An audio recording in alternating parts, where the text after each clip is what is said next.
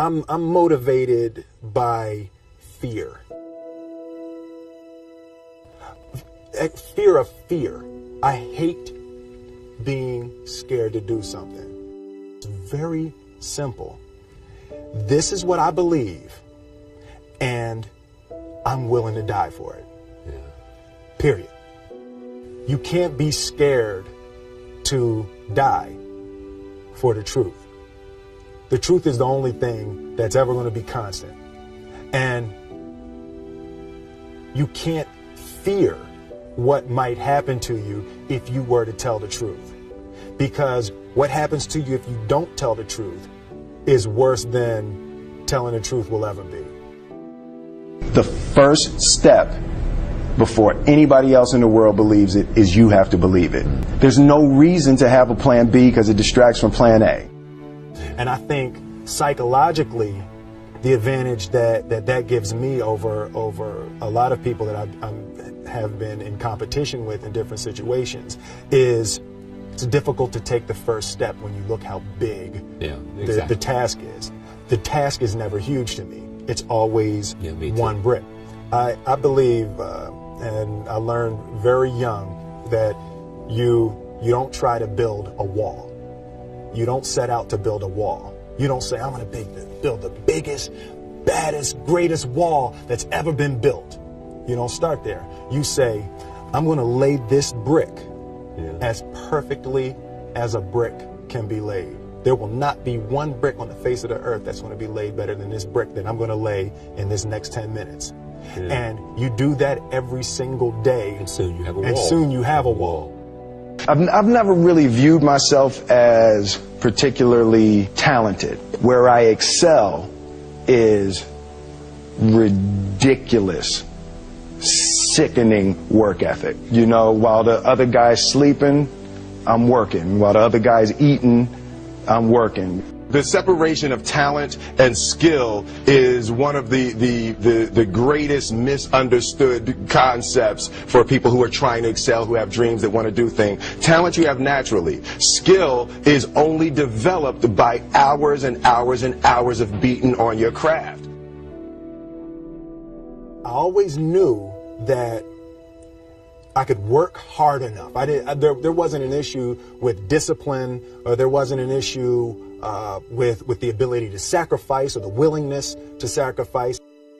There's no easy way around it. No matter how talented you are, your talent is going to fail you if you're not skilled. Mm-hmm. You know, if you don't study, if you don't work really hard and dedicate yourself to being better every single day. Mm-hmm. This one year, my father had his shop, and he decided for whatever reason that he wanted a new wall on the front of his shop. So he tore down probably about 16 feet high and probably about 30 feet long. He just completely tore the wall down, and my brother and I had to dig a 6-foot hole. We for the foundation. We would mix in the concrete by hand. A year and a half. We were building this wall for a year and a half. Every day after school, we would come and mixing concrete, putting it in the hole, doing it. And it was just myself and my little brother. And I remember standing back, looking at that wall, saying, there's going to be a hole here forever. A year and a half later, we laid the final brick. And my father stood back with my brother and I know he planned this. He says he didn't, but I know he had been planning this and writing this for his for the past 2 years. But we stood back, we looked at the wall, and he looked at me and my brother and said, "Don't y'all never tell me that you can't do something," and walked into the shop. As a child, my parents always told me you could be whatever you want to be, you could do whatever you want to do. And you know, that office, that position, the highest office on the face of the earth, it was something I heard my parents saying it, but I didn't totally believe it. Yet I went out in the world and I carried myself and I held my head high and I stood there and I looked people in their eyes and I talked to people as if I was deserving of everything that this planet has to offer. I really want to say to children out there and to people who are watching, Confucius said one time, he who says he can and he who says he can't are both usually right.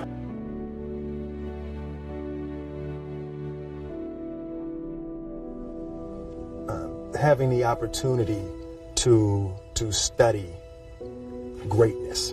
Anytime you have that opportunity, there are certain intricacies that will make clear who you are. It becomes that much more clear who you are.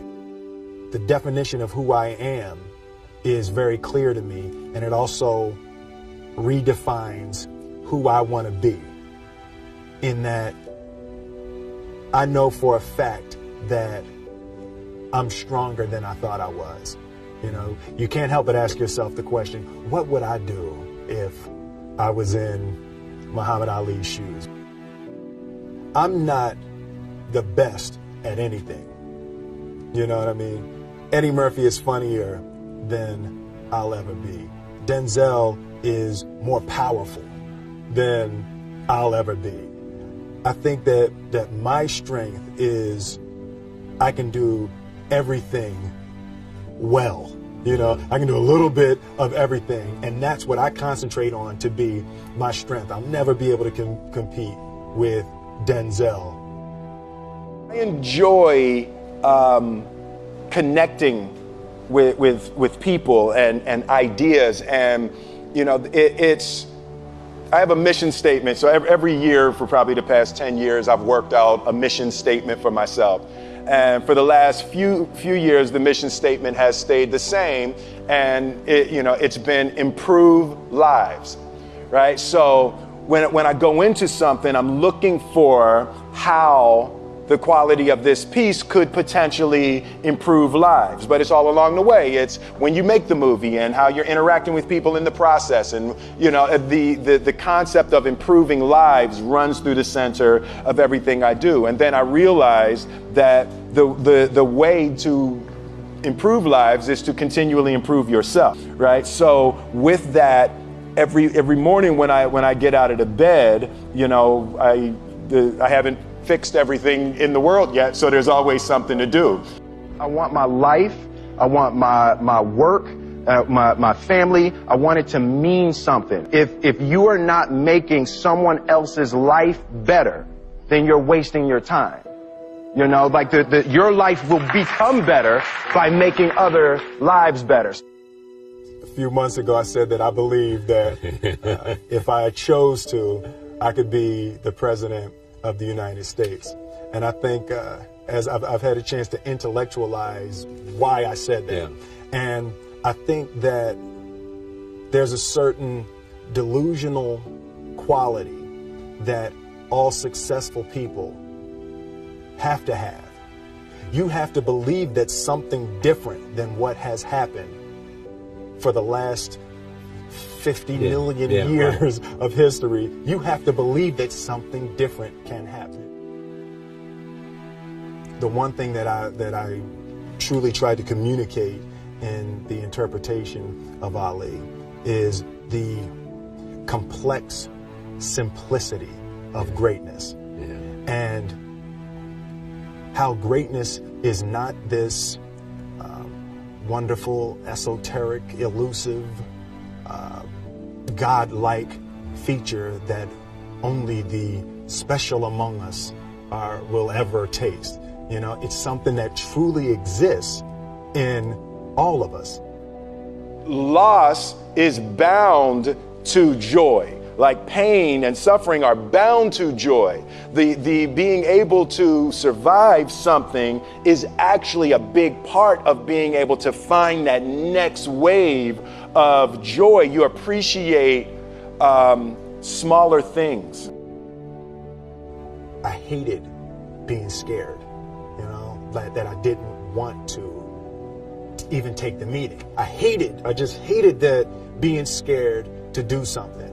And I think what developed in my early days was the attitude that I started attacking things that I was scared of.